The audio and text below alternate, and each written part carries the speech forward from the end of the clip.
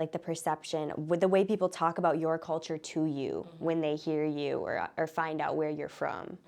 I think that's something like my dad has like openly struggled with his whole life. It's like people find out you're Jamaican and then it's like this, you're in the workplace and you're just, nothing about you is taken seriously. I already know, it's your girl Naira and this is Shit Talks. Yeah, well, who the fuck are y'all? Sorry. I'm Katrina Phidd. I'm the communications director at ChicagoVotes. And I'm Kiah Sandler. I am the development manager at ChicagoVotes. We all have an intersection in our identities, right? We're first gen or we come from households that speak multiple languages.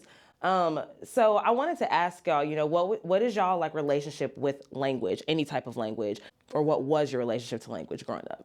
I grew up in a household where English was just the normal language for the most part. My mom speaks English. She also speaks German, tried to pass that down to me a little bit. I did not have any interest in that. The other side of my family is Jamaican, and my dad speaks Patois, but for the most part growing up, I remember him speaking standard English. Mm-hmm. But at the same time, I was also raised by his mother, so my paternal grandmother, and she was born and raised in Jamaica until she didn't leave the island ever until she was like in her 60s. Mm-hmm. So she has a thick, heavy accent, and she really only speaks Patois. So I grew up hearing that, and that was kind of my introduction.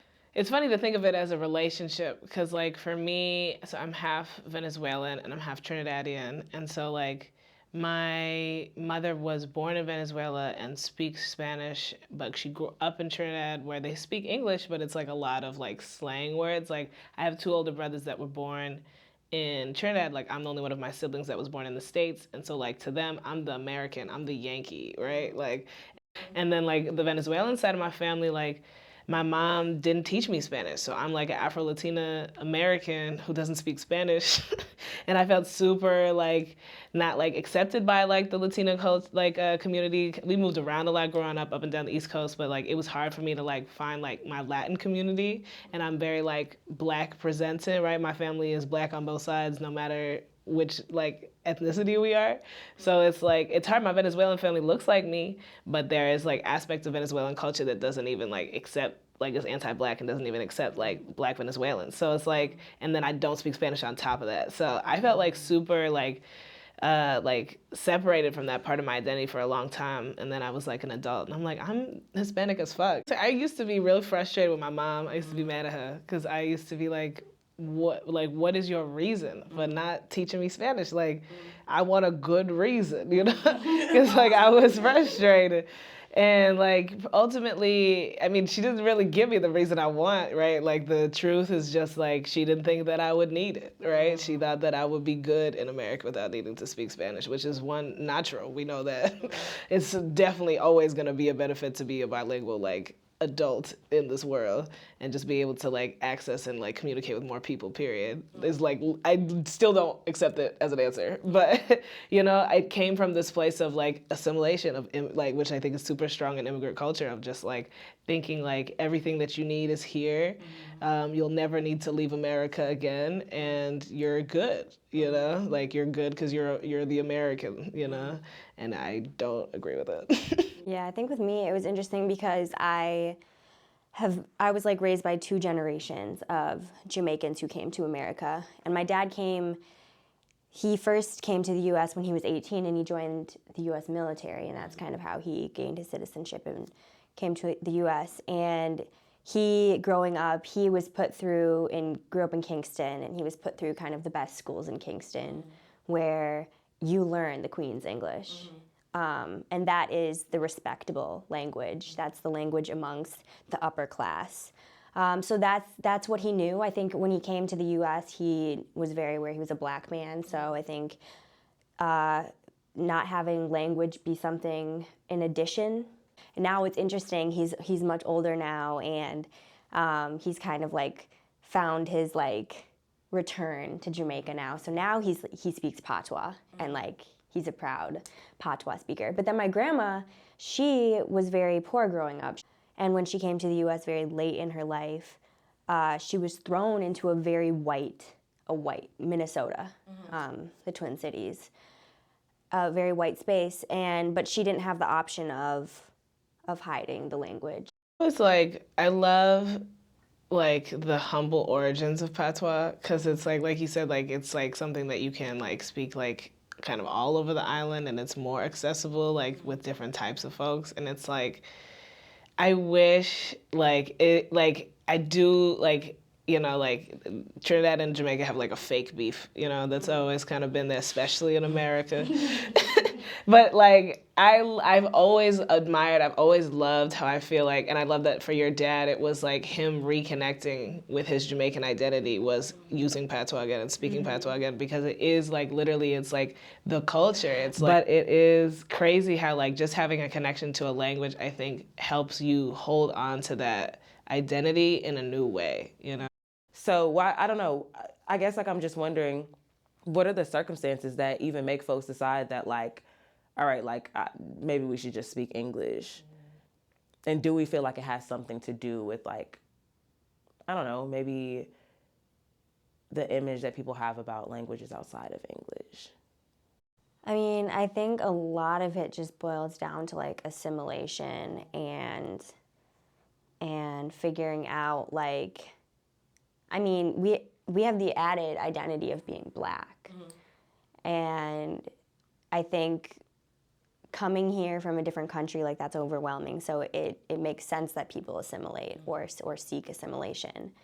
I think like it happens through like a period of experiences and like weird micro interaction things, and just like the perception with the way people talk about your culture to you when they hear you or find out where you're from.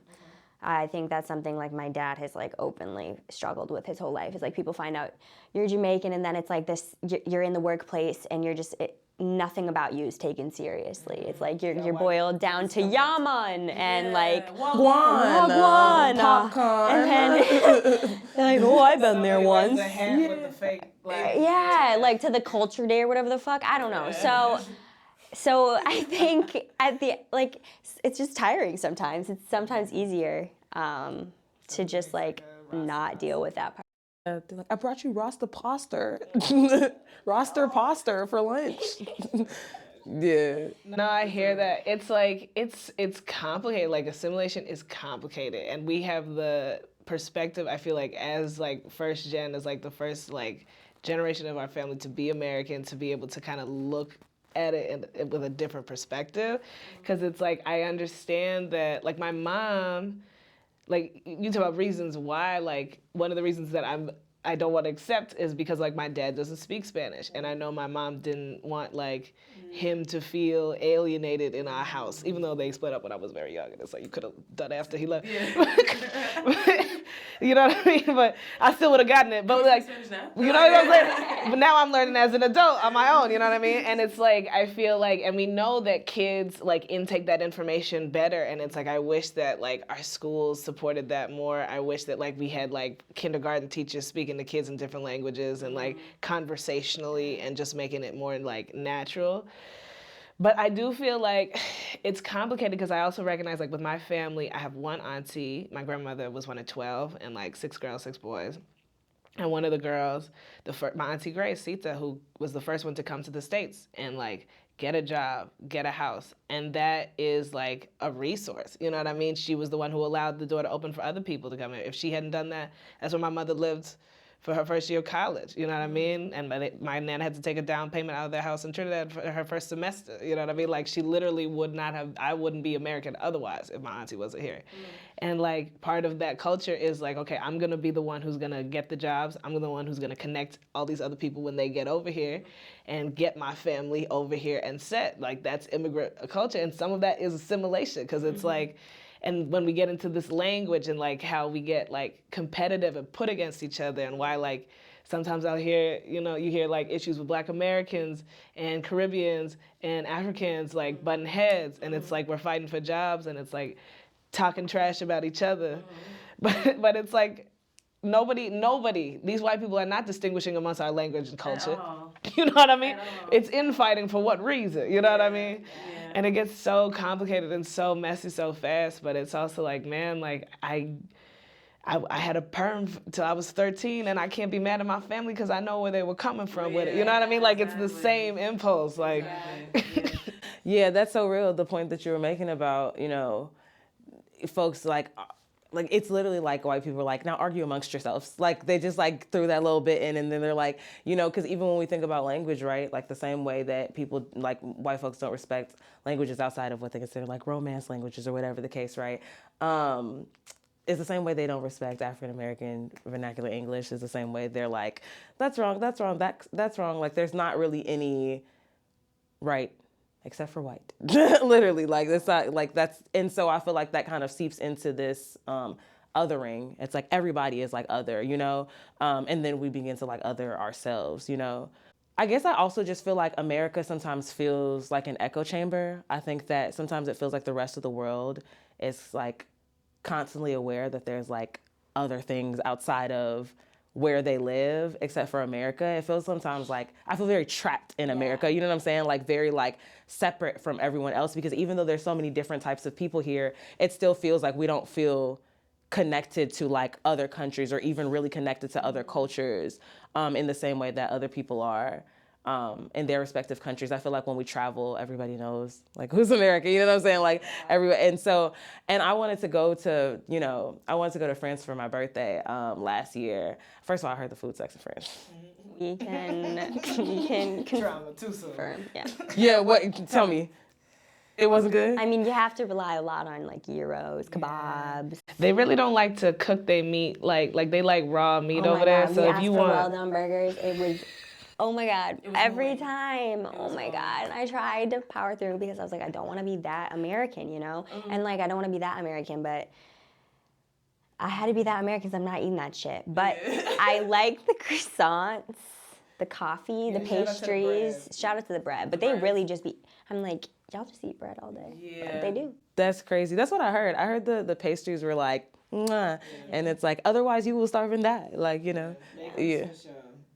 Cheese, key to the fruits. Yeah. Well, and there's a lot of like, but again, once again, immigrants saving the day, because there's a lot of Turkish immigrants. There's a lot of like Middle Eastern immigrants and Syrian food over there, and it's fucking fire, and you'll be fine.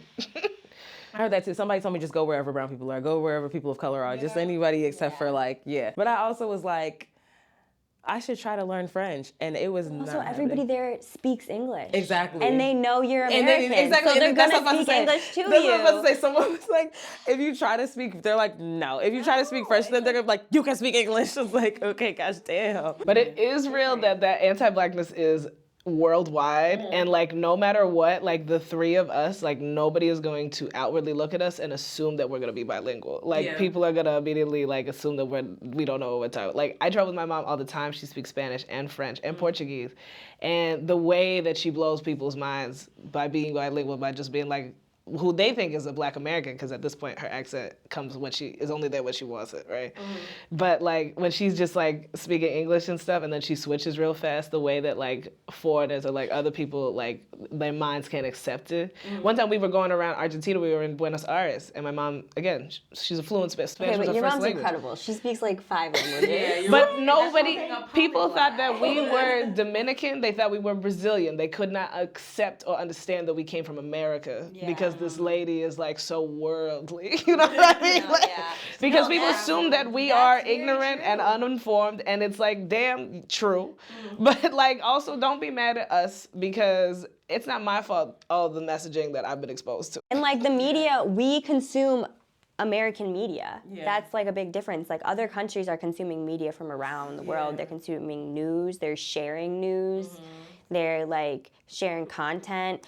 They were way quicker to watch TV shows with subtitles, like in a different language. Like Americans are like just now catching on to that and like not being like, that's too foreign for me.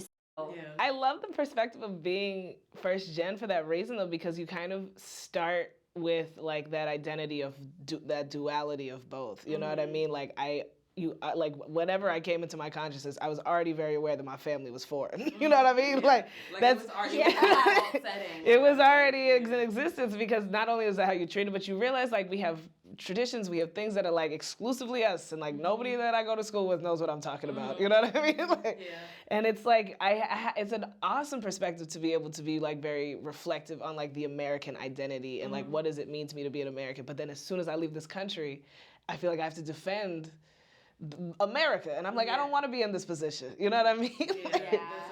And because a lot of it is not even like our faults, like you said, it's kind of just like the conditioning, this like broader idea that like anything outside of like Americanness is like kind of like weird or strange or like abnormal, right? And it's like, well, one, I implore people to like explore beyond that, but also just like, you know, the thing you mentioned about the subtitles of, was it the movie Parasite?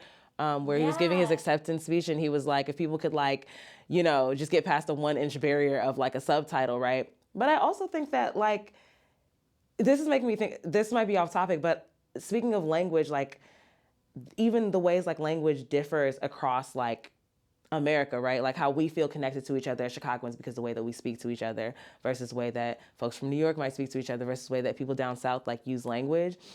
It makes me wonder like, what are ways that we feel connected by language? I think that, and if my student who said this ends up watching this, I just want you to know I'm calling you out because, you know, you had me a little messed up. But I used the word bussin', and they were like, bussin', that's so dated. And I was like, you gotta get outside and touch some grass, babe. Bussin' is not dated. Bussin' is like a perpetual piece of Chicago language that we've been using like probably before you were born.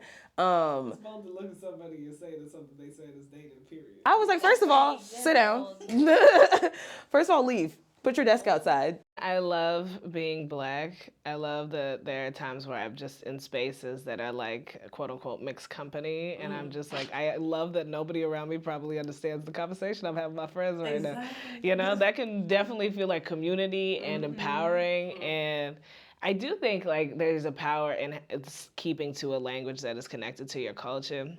But at the same time, like you talked about respectability, like our African American, you know, like vernacular or Ebonics, like people, like the world loves Ebonics. Like everybody uses Ebonics, like white people, like everybody makes R&B music, everybody makes rap music now, like we have K-pop now, you know what I mean? Like everybody leans into that part of like the language and the culture of like slang and things that like Black Americans say, you know what I mean? And it's wild to see like that part of the culture be like commercialized and like people loving that, like everybody loves cornrows, you know what I mean? Like, you know what I'm saying?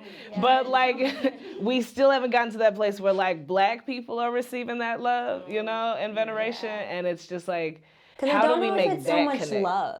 Like, I don't think it's love. It's an infatuation. Because I don't think it's appreciation or like understanding. I think it's like, yeah, infatuation or like, I don't know, like some superficial like exchange. I don't know. Because while it's not given respect or understanding, it's like cool. Yeah. It's like not enough to protect, you know? Yeah, like, it's like we're just waiting for them to be like, this is a valid language. Yeah. But like, no one's gonna say that. You can't just like keep asking your oppressor to like validate you. That's so real. Yeah, I feel like people, it's, you know, it also makes me think about like people calling like clearly Ebonics, like Twitter speak or internet slang. It's like child, slay. And like, that's not, I'm like, this is not Twitter's. I heard somebody literally say, someone was like, child, it's the blah blah for me. And someone was like, not the Black scent. And they're like, this is not a Black scent. This is like Twitter speak. And I was like, what is Twitter speak, bro? What does that mean? Like, if people are pulling stuff from the culture and not even realizing like where it comes from, which is this like, especially these kids. Exactly. Yeah, that's just like, that's children. just the pattern. People just like take from Black people without giving them anything in return. Yeah, and there's so much power over like shaping like the language that's like popular, like, you know, what people decide to say, how they like decide to express themselves, and everybody can acknowledge that like Black people are like very expressive and we're very good at like coming up with shit to say, you know what I'm saying? And everybody wants to, hell yeah, I want to say that, you know what I'm saying? But nobody wants to acknowledge that it's Black people that are saying it, you know what I'm saying? Nobody wants to be like, y'all are actually like wordsmiths, like masters of language, and we like that. Like we want some. The other thing that someone brought up is the habitual like be, like the difference between saying that like I am at school or I be at school. You get what I'm saying? Like that, like when you use the word be that way, it like refers to like a habit, right? And white folks do not understand that. Like, it's like, they're like, I don't understand how to, you know what I'm saying? It's literally a whole nother facet. There is actually like a stand-up comedian, her name is Shalewa Sharp. She is so fucking hilarious to me. And she has like a whole bit about this. Like, and she just talks about how like B is like, Black people like is a recognition of your soul. You know what I mean? It's like if I be doing this, you know that's just who I am. You know what I mean? Exactly. It's like this 2 letters like literally means so much. Like I'm telling you about who I am as a person, not what I'm currently doing. Yeah. That's really interesting. Facts. Yeah, and it's like that is a different saying. Like that's not a translation issue. Like I'm using a different term. You know? It means something else. I'm not speaking the Queen's English. That's valid. I'm wondering like what are some situations where y'all like witnessed, maybe like what was the point in time where you like became sentient about the fact that there was maybe something different about your understanding of language and what you saw? I think for me, it was like going places with my dad, and I understand exactly what my parents are saying. I don't really think, I mean, he has an accent, but I don't think that like you can't understand what he's saying, and having people be like, do you want a receipt? Receipt. Do you want a receipt? Do you need, and my dad's like, yes. They're like, receipt. Do you, I'm like, bro, he's literally saying yes. Or people look at me and be like, can you translate? I'm like, he speaks better English than me. He got a college degree. What are you talking about? Is there any like, and I think that like maybe some people, that's the way that they react because they just don't know any better. Like, you know, I mean, we grew up rush hour, you know, made us, you know, rush hour is a very, it's a little problematic. But I think that people's ideas of the way that you communicate with people who don't speak the same language as you is largely informed by maybe like the way that we view language, right? And so for people who don't like really know how to like maybe connect with like their neighbors or whatever the case is, like I feel like I'm all over the place with this question. I'm trying. I didn't finish the first question, and then I started asking the second question. I was like, question 4, section A. My first question was, what was a moment where you kind of became sentient and understood like this difference, right? And maybe what's your advice for folks who are trying to like just connect with the people around them regardless of the fact that there might be the barrier of language? Does that make more sense?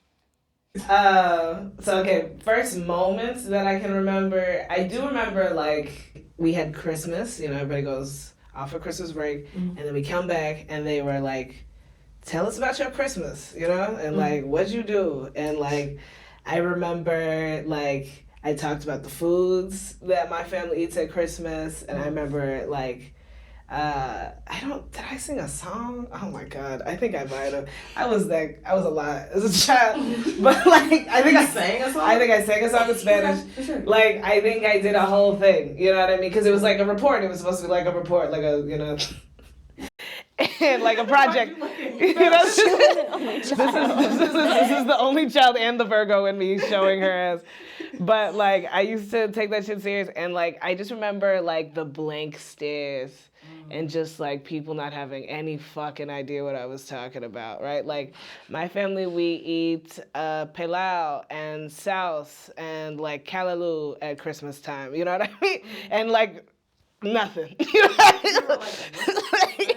You know what I mean? I think I fucking sang Feliz Navidad. I think that's what I did. just a second grade of being a head ass. But you know, like nobody joined in. They all us Phillies know that. I know y'all know the word. At least you know that one. But I do feel like it was just like, I just remember like the total like, oh, okay, like this is different. This is different. This is just my fucking family, you know what I mean? And just I had never realized that before. I had never made that connection that like other people's families and histories and like holiday traditions are like have nothing to do with my own. You know what I mean? Yeah, that's so real. I had the experience of, like, I'm biracial, so I am white, like, on my mom's side. And my mom's family is white. They're white, like Minnesotan white. Minnesota. And, yeah, so... So I had that, but at the same time in Minnesota was my dad and my very, very Jamaican grandma. But my parents are divorced, so, like, I would go to my grandma's house and like I would have like curry, aki, kalaloo, like you know, the food. And then I would go to my mom's family's house and we're eating very much just like, you know, the typical holiday, you know, food. Casserole here. Yeah, you know. And I was like, and the way my white family kind of talked about my grandma very much informed me how they saw overall that culture. It's like a lot of like patronizing, and it was always just like, this is my Jamaican culture, like, and I keep that's with my grandma and my dad, and then this is my white American culture, and that's over here. And then also like with my grandma, she had me on the weekends, and when we would go to like JCPenney or anything, like my grandma had me and my sister communicate. And from a very young age, like we were the ones always communicating, because she just didn't want to, she didn't want to deal with it, and people can never understand her, and like they're just like like, and they don't, and it's just like offensive. So from a very young age, like my sister and I like took on that role, and I don't think I really like sat with that, analyzed that, like thought about like how that has informed any part of my identity until I started going to Jamaica regularly and like, and being around Black people like solely, hearing patois, being able to understand, and like a lot of Jamaican American kids who came later, like some of them didn't know patois, and I felt very fortunate that like my sister and I could come and we could go hang out and make friends with everybody because we knew what they were saying. And even to this day, like I feel comfortable traveling and going there because I know, like, I speak the language, I can get around, and that also like gets you a level of respect, and like opening their arms a little bit more to you, as, because at the end of the day you are an American. Because it's another thing to like observe, to like go back to your country and observe the way people who work in the tourist industry act around like Americans versus Jamaicans. Because it's like, whoa, like you have to completely change and like become this like idea of a Jamaican when you're interacting with a tourist. Yeah, that's so real. I asked that question because I think that like maybe something that's also like not necessarily our responsibility, but just as like the generation that like we stand at like an intersection where we understand what our parents or our grandparents went through and like the decisions they had to make, and we also understand the importance of feeling connected to our like respective cultures, like seeking the like preservation of like those cultures, right? So I don't speak Igbo like fluently, but I understand it very well and I speak it well enough, you know what I'm saying? And so I'll have friends that are Igbo be like, well, can you teach me Igbo? I'm like, I can teach you enough to, you know what I'm saying, sound like, you know, you can speak a little Igbo, but like, cool, we're in this together. Like, now I'm like, okay, well, you know, who's gonna teach it? How are we going to like share it with each other if not like through the commitment to be like, okay, well, now we understand, you know, we maybe have like an understanding of all of this retrospectively. What do we do with that information, you know? I feel like that's exactly, like you said, like, what advice, like, what do you give to others, like, who are looking to kind of, like, understand their identity?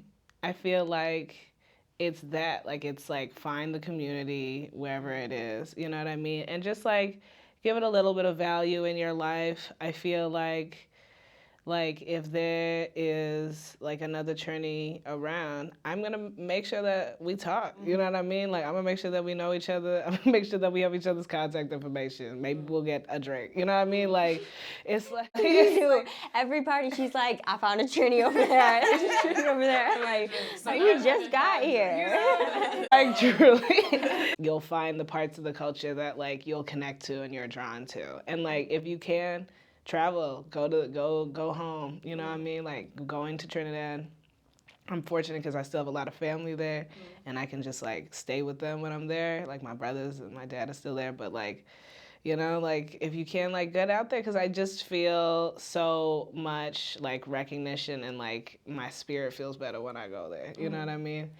And like listen to the music, like you said. Like I've been reading more like poetry by like Trinidadian poets, and I'm like, I love this. Like this is the content that I need to keep in my life. You know, sometimes I'll just buy like I like art, and like I'll follow like artists coming out of the islands, and I'm just like, this is the shit that makes me feel connected to this part of my culture still. You know?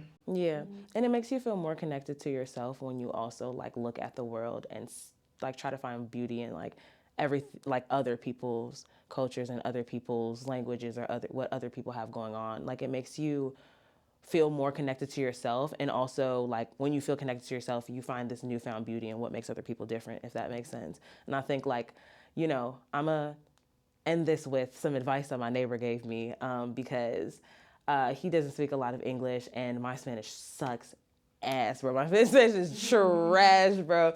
But one day he was like, you speak Spanish to me. And I was like, I'm sorry. Like, I'm very sorry. He was like, no, like, it's not good at all. It's very bad. You should continue to speak it though, because it's good that you're trying. And there's a lot of people who don't try. And so keep trying really hard because you suck. No, I'm joking. But he was like, but keep trying. And I think that was like a very simple thing that he said, but it made me be like, about everything, about like the dedication that I have to connecting with other people, about the dedication I have with connecting to my own language. It's just like, why don't I just fucking try? Like my mom is gonna giggle at me every time I speak Igbo, and I'm just gonna keep trying to speak it. Like I made jollof rice one time that was so spicy, I almost had to go to the emergency room. We're gonna try again. You know what I'm saying? Yeah, you just can't have an ego about it. Yeah, just exactly. like own your identity as is and be committed to like, it's gonna take a minute, but like it'll all pan out. You just have to like really immerse yourself. And luckily, like we have like TikTok and things, like follow like content creators from the countries you're from who are speaking like the actual language of the people, like the everyday young people. Like watch TV shows from like the countries you're from. Like there's little things we can do even if we don't have like an elder to pass it down to us. Yeah. Period. That was beautiful. Oh my gosh. Thanks so much, y'all. That was a beautiful conversation. Very happy to be in the room with these beautiful people. This has been another episode of Shit Talks. Once again, I'm your host, Naira. Peace.